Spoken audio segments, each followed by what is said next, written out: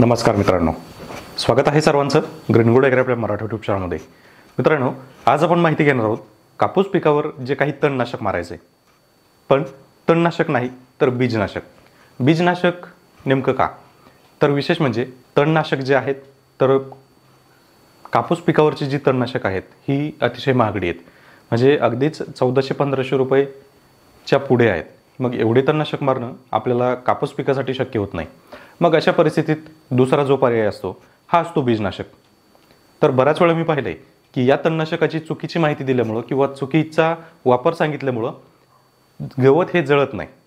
त्याच्यासाठी आज मी तुमच्यासाठी घेऊन आलो आहे प्रॉपर माहिती की ज्याच्यामुळे तुमचा तोटा पण होणार नाही, तुमचा फायदा होईल आणि पैसे पण असतील. तर मित्रांनो, आज आपण पाहणार आहोत कापूस पिकावरील पूर्व लागवडीच्या तणनाशकाबद्दल, थोडक्यात बीजनाशकाबद्दल. तर याचीच माहिती आज मी तुम्हाला या व्हिडिओमध्ये देणार आहे. तर जे शेतकरी आपल्या ग्रीनगुड ॲग्री चॅनलवर नवीन असतील त्यांनी चॅनलला सबस्क्राईब करा, सोबत नोटिफिकेशन बिल ऑन करा, म्हणजे आलेल्या व्हिडिओचं नोटिफिकेशन तुम्हाला मिळेल. तर मित्रांनो, आज मी सांगतोय तुम्हाला टाटाचं पॅनिडा ग्रँडीबद्दल. तर पॅनिडा ग्रँडीमध्ये आपल्याला पेंडिमेथिलीन 38.7% CS हा कंटेंट पाहायला मिळतो. हाच कंटेंट आपल्याला आणखी वेगवेगळ्या नावाच्या औषधांनी सुद्धा पाहायला मिळतो. त्यामुळे फक्त एक लक्षात ठेवा की याचा घटक जो आहे हा पेंडिमिथिलीन आहे 38.7% आणि हाच आपल्याला वापरायचा आहे. मग तुम्हाला तुमच्या जवळच्या कृषी सेवा केंद्रामध्ये हा पॅनिडा ग्रँडे नावाने भेटेल किंवा मग केवट अल्ट्राच्या नावाने भेटेल किंवा आणखी दुसऱ्या काही नावाने भेटेल, पण आपल्याला जो पाहिजे तो पेंडिमिथिलीन पाहिजे 38.7%. आता याच्यानंतर जी माहिती मी तुम्हाला सांगतोय ही अतिशय महत्त्वाची आहे, कारण इथंच आपण चुकतो की पहिली गोष्ट हे आपल्याला वापरायचं कधी, याचं प्रमाण किती घ्यायचे आणि काय करायचं. तर बराच वेळा काही ठिकाणी मी पाहिलं आहे की आपल्याला पेंडिमिथिलीन हा उगवल्यानंतर किंवा 2 पानावर असताना पण मारायला सांगितलं आहे. तर त्याचा फायदा त्यावेळेस अजिबात होत नाही किंवा जास्त होत नाही, कारण जवळजवळ 80%-90% जर गवत उगून आलेले असेल तर त्यावेळेस हा स्प्रे काहीच कामाचा नाही आहे. त्याच्यासाठी मागचा व्हिडिओ जो आपण दिला होता की ज्याच्यामध्ये मी तुम्हाला हिटवीड आणि हिटवीड मॅक्स हे सांगितलं होतं, तर ते त्यावेळेस चालतं. आता हे पॅनिडा ग्रँडे म्हणजेच पेंडिमिथिलीन 38.7% हा कधी चालणार आहे, तर कपाशी लागवड करण्या अगोदर 1 दिवस किंवा 2 दिवसही अगोदर तुम्ही याला घेऊ शकता.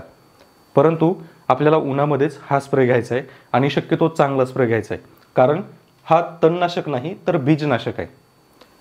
आता हे आपल्याला त्या बॉटलवर लिहिलेलं येत नाही की हे बीजनाशक आहे. त्यामुळं होतं काय की बऱ्याच वेळा शेतकऱ्यांचं जम्बलिंग होतं की दिसते आपल्याला हर्बिसाइड आहे, मग आपण चला जाऊन घेऊन मारून देऊ. पण अशा वेळेस पूर्ण माहिती नसल्यामुळं किंवा त्याच्यावर बीजनाशक आहे हे लिहिलेलं नसल्यामुळं, कंटेंट नवीन असल्यामुळं आणि या कंटेंटची माहिती नसल्यामुळं आपल्याला चुकीचं तणनाशक घेतलं जातं आणि आपण ते मारलं जातं.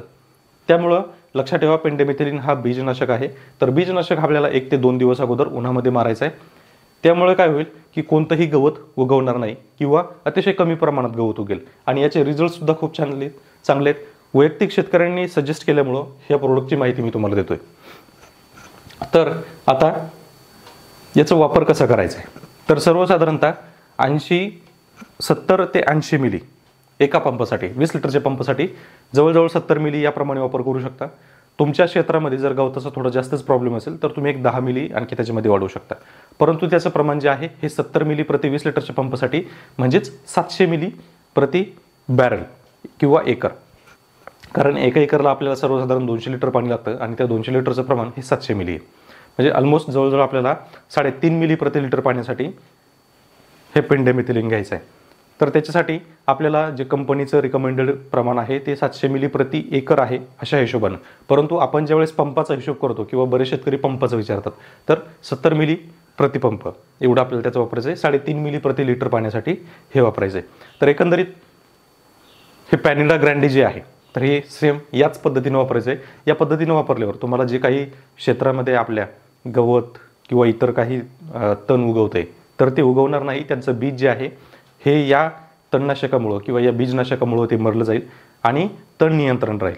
त्याच्यानंतर मग आपण डायरेक्टली 1 महिन्यामध्ये मशागतसुद्धा करू शकतो विना खुरपणी, किंवा थोडेफार जर गवत असेल तर त्याच्यावर एकतर खुरपणी करू शकतो किंवा वखरणी करू शकतो, किंवा ज्यावेळेस आपल्याला माती लावायची अशा वेळेससुद्धा मशागत होते आणि या मशागतीतून जे काही तण उगतं ते सुद्धा नष्ट होतं. यामुळे काय होईल की पूर्ण पीक तर आपलं चांगलं राहीलच, पण आपला खर्चसुद्धा वाचणार आहे. तर मित्रांनो, हा व्हिडिओ तुम्हाला कसा वाटला नक्की कळवा.